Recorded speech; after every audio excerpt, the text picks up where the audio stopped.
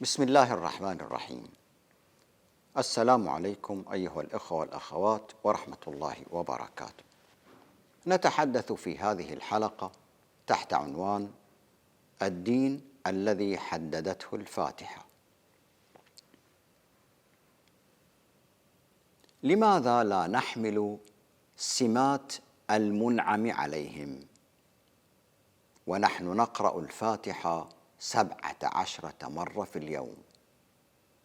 بسم الله الرحمن الرحيم، الحمد لله رب العالمين، الرحمن الرحيم، مالك يوم الدين، إياك نعبد وإياك نستعين، اهدنا الصراط المستقيم، صراط الذين أنعمت عليهم غير المغضوب عليهم ولا الضالين.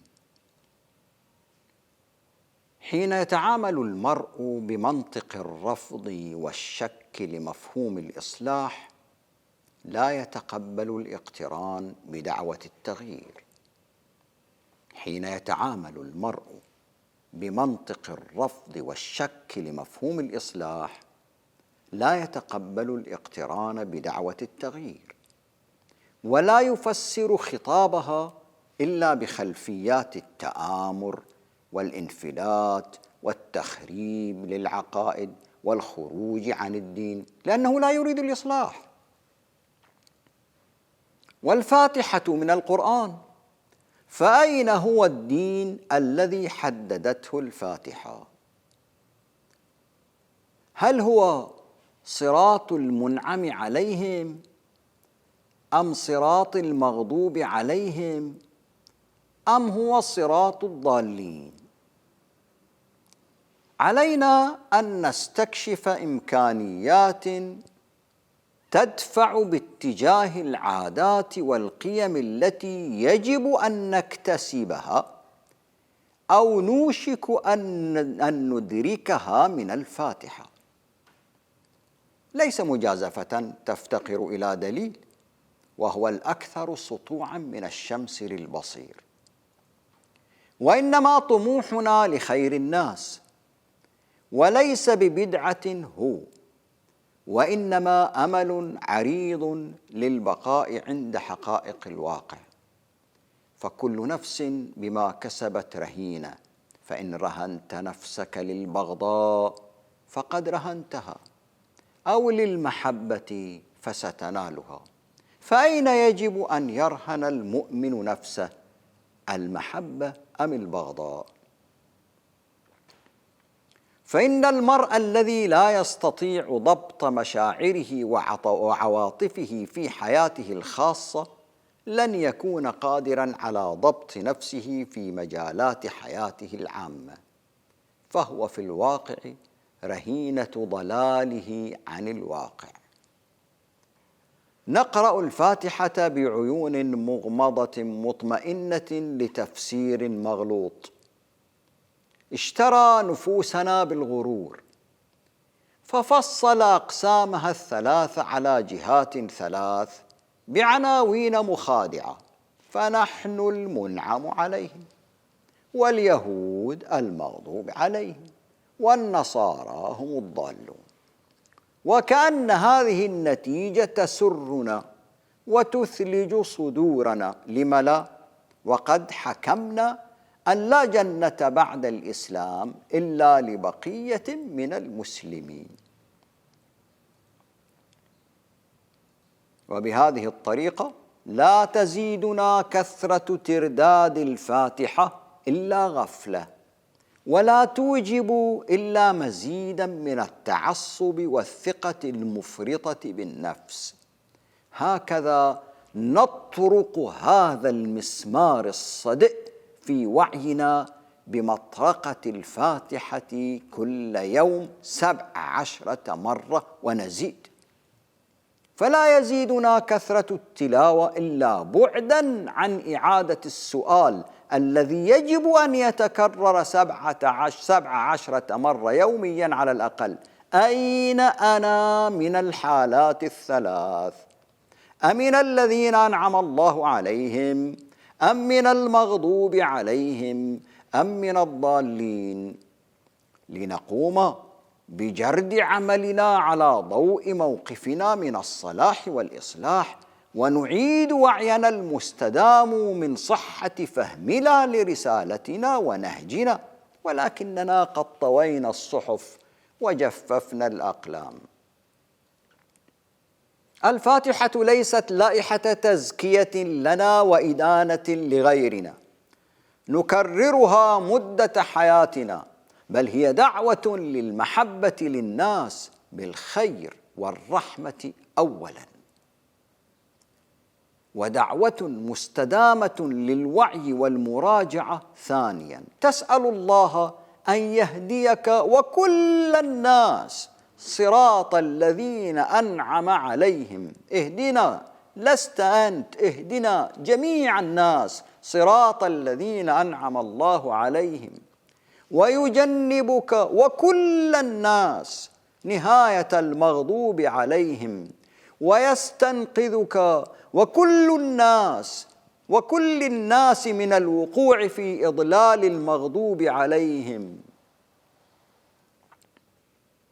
فهل من شعور هو أجمل وأكثر إنسانية من هذا؟ أن يدعي به كل يوم مع كل طلوع وغروب وزوال. والدعاء بطبيعته يدفع نحو تأسيس واقعه. فتصور لو أن كل مسلم وعى هذه الفاتحة وأنها رسالة محبة واجبة منه للجميع، الجميع لا يستثني، حب وعمل لأن يكون كل الناس على صراط الذين أنعم الله عليهم، وشفقة وعمل لئلا يكون أحد على صراط من غضب الله عليهم، ولا الطرق غير المؤدية إليه. دعاء ودعوة صادقة بلا تمييز. كم ستكون الدنيا بخير ومحبة لو كنا هكذا؟ فافحص قلبك عن أثر الفاتحة، هل تجدها عمرته بالمحبة؟ فإن لم تجدها أعد فحص نفسك ووعيك عن الماهيات الثلاث: المنعم عليهم، المغضوب عليهم، الضالين، لتعلم أين أنت منها. لا تتكل على الغير بدون وعي وفحص، فإنما هي فرصة وحيدة إذا ذهبت لا تعود.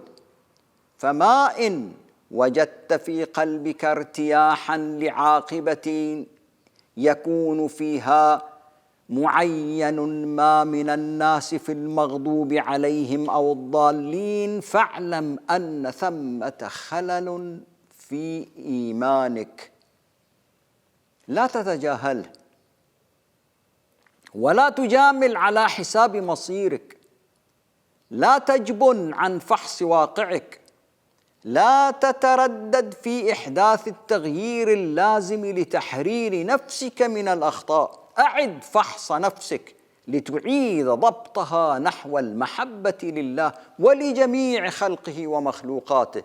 فإن المرء الذي لا يستطيع ضبط مشاعره وعواطفه في حياته الخاصة لن يكون قادراً على ضبط نفسه في مجالات حياته العامة، فهو في الواقع رهينة ضلاله عن الواقع. فكل ما لم تملأه بوعي يمتلئ بغفلة. من هو الإنسان السوي وما هي سماته؟ مما لا شك فيه أن الإنسان السوي قادر على مراجعة نفسه والوصول للخيار الصائب. قيل ارجعوا وراءكم فالتمسوا نورا. غير أنه بحاجة ماسة لرياضة نفسه روحانياً مدى الحياة. فهي رياضة النفس بالقيم الروحانية تسبيح عبادي، عبادة ممتد بامتداد الحياة. واعبد ربك حتى يأتيك اليقين.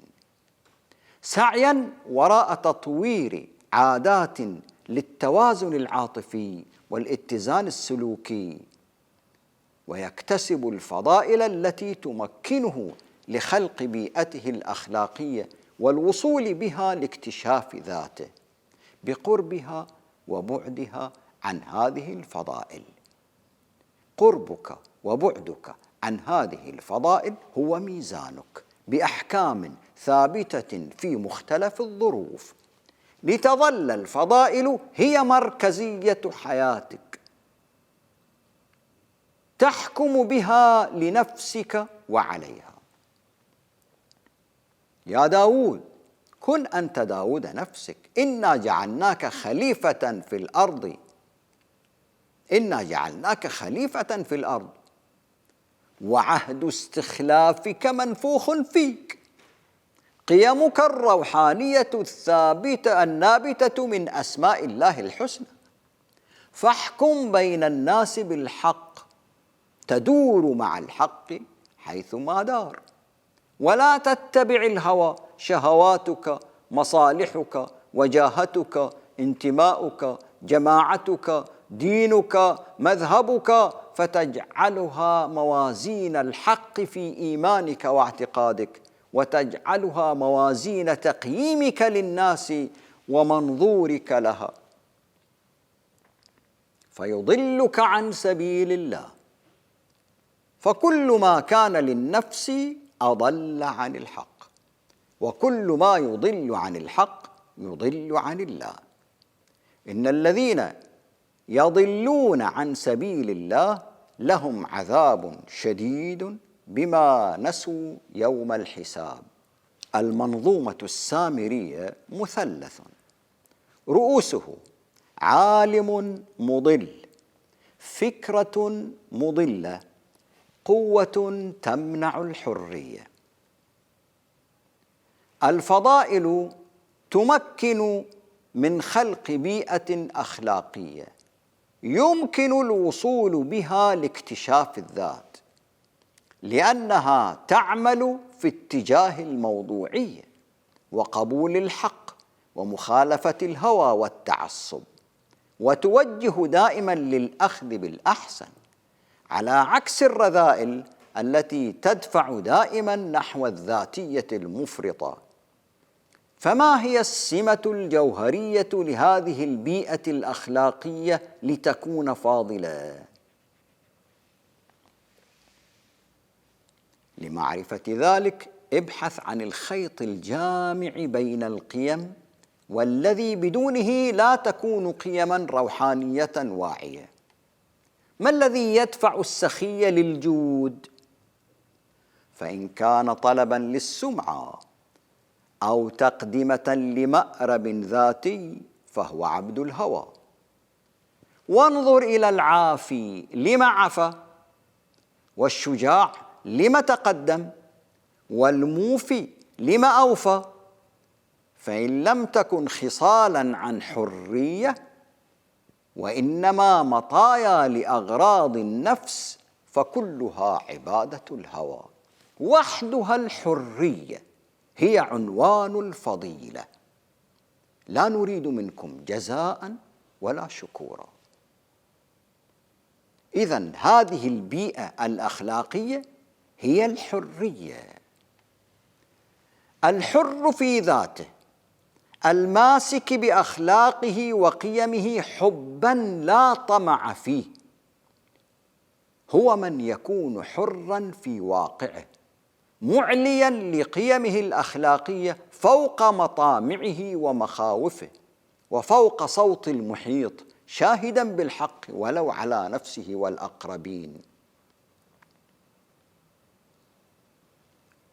يواجه رجل الدنيا في سبيل امرأة يعشقها، فيعوف لأجلها دينه وأهله ووطنه ويهاجران بعشقهما، ولا يواجه في قيم سامية كحرية الاعتقاد والتعبير. لا يمكنك أن تصف العاشق بالحرية رغم جسامة تضحياته في سبيل عشقه، عاشق المرأة، لا يمكنك أن تصفه بالحرية، بغض النظر عن صحة أفعاله من عدمها. لماذا؟ لأنه يتبع فيه هواه.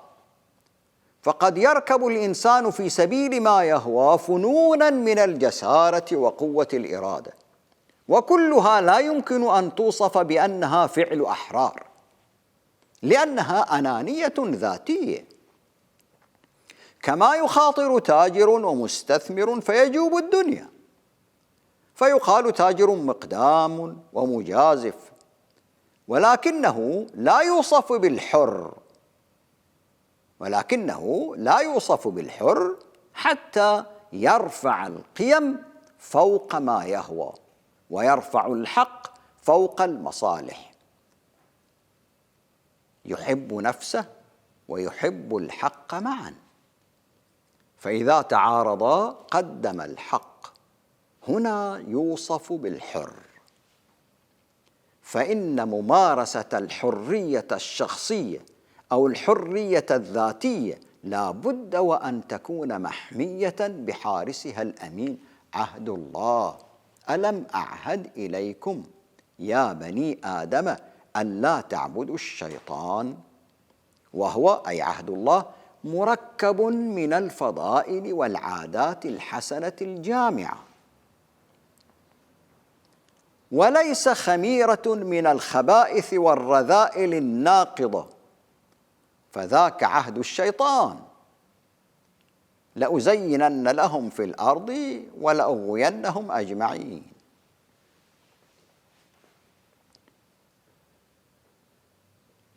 ما هو عهد التطهير لإبراهيم وإسماعيل؟ وإذ جعلنا البيت مثابة للناس وأمنا واتخذوا من مقام إبراهيم مصلى وعهدنا إلى إبراهيم وإسماعيل أن طهرا بيتي للطائفين والعاكفين والركع السجود. فهذان من الذين أنعم الله عليهم، وأنت تسأل الله أن يهديك صراطهم. فمما يطهران البيت لتعلم مما تتطهر، أمن النجاسات العينية أم المعنوية؟ فالخبائث والرذائل العينية إزالتها ضرورة لازمة، فلا حاجة لعهد للتطهر منها. فالطبيعة الإنسانية والحيوانية على كل حال ستؤدي واجبها السلبي تجاه الإنسان إن لم يعمل على إزالتها، فمن لم يتنظف ابتلي بأمراض القذورة. وإزالة القذار لا يستحق مرتبة أخذ العهد فيه على نبيين، فهما يزيلانها من بيتهم، فكيف من بيت الله؟ ولا ما يذكره المفسرون من تطهير البيت من الأصنام، فليس ثمة أصنام يومها، إذ لم تنصب في البيت الحرام إلا في عهد عمرو بن لحي الخزاعي، في عهد بعيد عن زمن إبراهيم وإسماعيل. ولكن تلك الخبائث والرذائل الذاتية العقلية والنفسية الغير منظورة هي التي بحاجة للعهد، لأنها إنتاج دائم لأسباب الانطواء الموغل في الذاتية. فالمتلوث بداء الكبر والغرور يعيش في برجه، يطل من علوه، يتنزل الأمر منه وتصعد الطاعة إليه، متعالي النفس منحرف الطبع. والمتلوث بداء الإحسان الزائف لا يتمكن من وضع إحسانه مواضعه إلا مواضع مآربه، نفسه مركز حياته، يسبق المن مننه وإحسانه، لا إنسانية تدفعه ولا مثل عليا تهديه. والموفي بعهده ما دمت عليه قائما يتربص بالناس الغفلة ليأكل حقوقهم ويخون عهدهم، أصلة بلا أصالة. فهؤلاء وأمثالهم كما قال أبو فراس: فإني رأيت الناس إلا أقلهم ذئاب على أجسادهن ثياب. فالموغل في الذاتية لا يعرف صاحبها معنى الاستنكار ورفض ما هو عليه من الإدبار لقيمه وإنسانيته وضبطها.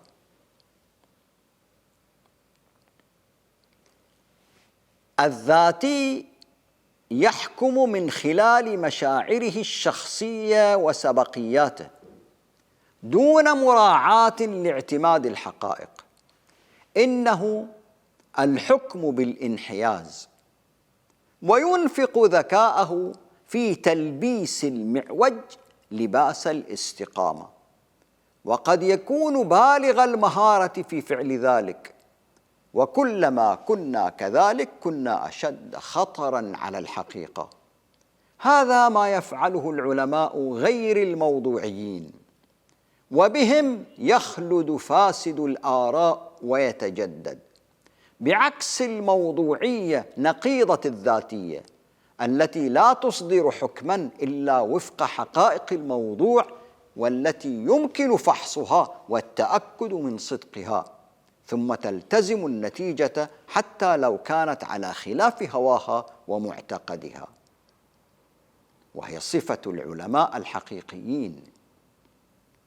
ونذعن للحق كيفما طلع بدره، ومن أين انبلج فجره، ونتلقف الحكمة أينما وجدت. كيف أتطهر من جينات المغضوب عليهم والضالين قبل فوات الأوان؟ قد يكون الموغل في الذاتية هو ضحية نفسه، والناس ضحاياه كنتيجة مؤكدة، من خلال التعاطي والتداخل والتدافع المفجع. فإن الإنسان إذا أدمن الخطأ والخطيئة وأصر على عقله بما يخالف الموضوعية، أو عوده الحكم بالهوى والمنفعة والتعصب والانحياز أيا يكن دافعه منها، وزين لنفسه أن هذا جيد، وأمات نداء الضمير مرة بعد مرة، فحينها يتوقف الضمير عن بعث رسائل التنبيه، ويغير العقل من مجاري منطقه الفطرية في محاكمة الأمور، ويتحول لخدمة هوى صاحبه، كمثل حاسوب مبرمج على إعطاء نتائج سيئة، فكلما وقف عند مفترق طرق دله عقله على ما هو مصلحة ومنفعة له وفقا لما تعوده منه من أخلاق، فيكون مع الأيام أشد طمعاً أو أشد مكراً أو أشد نفاقاً أو كذباً أو غير ذلك من السجايا الرذيلة التي عودها عليه. ألا ترى أن كثيراً من الناس لا يترددون ولا يتوقفون برهة لاستدعاء الكذب أو الحيلة أو طلب الشهوة، فعقولهم تبرمجت بما اعتادت منهم، فتركت فطرتها وانقلبت لما عودوها عليه، وحينها فعقلك يخدمك بما يضرك، فأنت عدو نفسك من حيث لا تشعر. ألم تقرأ؟ فما كانوا ليؤمنوا بما كذبوا من قبل، كذلك يطبع الله على قلوب الكافرين. فمتى صار التكذيب لكل رأي مخالف للهوى طبعاً من طبائع المرء، صار عقله موافقاً لطبعه، لا يرشده إلا إلى المعوج من الحجج والردود على الحق، فلا يتمكن من الإيمان. وما الذي ينتظر من مثل هذا سوى أن يكون الناس ضحاياه؟ فكل تعاط تداخل تدافع وهي الصور الثلاث للتفاعل بين الناس، لن تجد للغيرية موضعا إلا حيثما تصب في الذاتية، ثم لا يهم بعد ذلك عدد ونوع الضحايا، كمثل تاجر يفرك كفيه سرورا بما أكسبه الاحتكار في زمن أزمة وحصار. تقول الحكمة: اضبط نفسك ضبطا ذاتيا فتصبح قانونا. اضبط نفسك ضبطا ذاتيا فتصبح قانونا. تتعود نفسك على هذا الضبط، والتي صارت فيما بعد النشيد والكل يتغنى بها. قال الشيخ بناهيان: راقب نفسك واضبطها، فإن لم تضبطها وأرخيت لها حبلها فمهما عملت بعدئذ من حسنات فاعلم إنما يتقبل الله من المتقين. فلنكن من أهل التقوى ومن أهل المراقبة، ولا نفعل كل ما اشتهينا. وأساساً لا يسمح الله لأحد بالعيش دون مراقبة، علينا أن نعمل وفق برنامج. انتهى كلامه. والسلام عليكم ورحمة الله وبركاته.